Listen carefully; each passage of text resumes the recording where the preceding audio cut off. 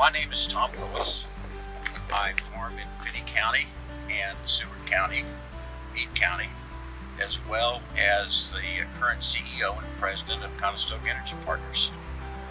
We started the first technology farm some 6 years ago up in Finney County, with the goal being of seeing if we could conserve water, save the aquifer so that we'd be there for future generations.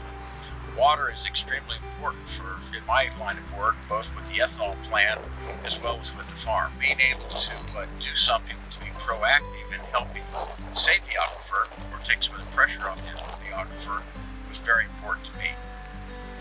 In the meantime, since I've started the technology farm, my son, who was in the Army, has returned home with his family.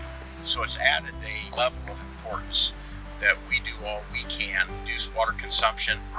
And I'm happy to say that over the last 6 years, we've been able to reduce that by pretty close to 50%.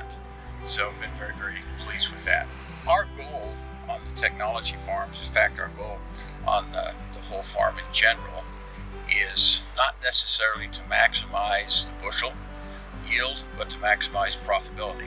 The idea that I might not, with some of the rotations that I have as many gross dollars at the end of the year, but the net dollars are there. And that's what I'm after, is net dollars I can put in my pocket at the end of the year.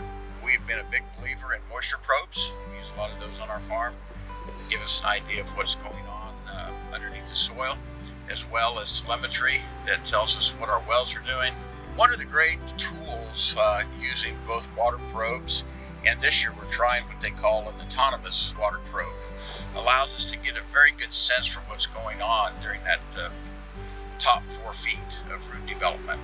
By doing that, there have been times when you would look out and say, hey, we need to turn the water on.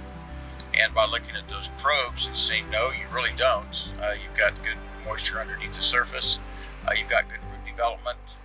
It has allowed us to be able to shut them off for an extra 2 or 3 days.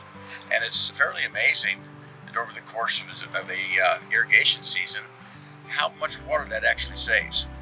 We're a firm believer in it. We look forward to continuing and doing all that we can do to help preserve what I think is the number one resource in western Kansas. We have land, we have everything we need, but when that water goes, I assure you these businesses go. It's extremely mission critical that we find ways to share that information so that we get more people buying into trying to save water.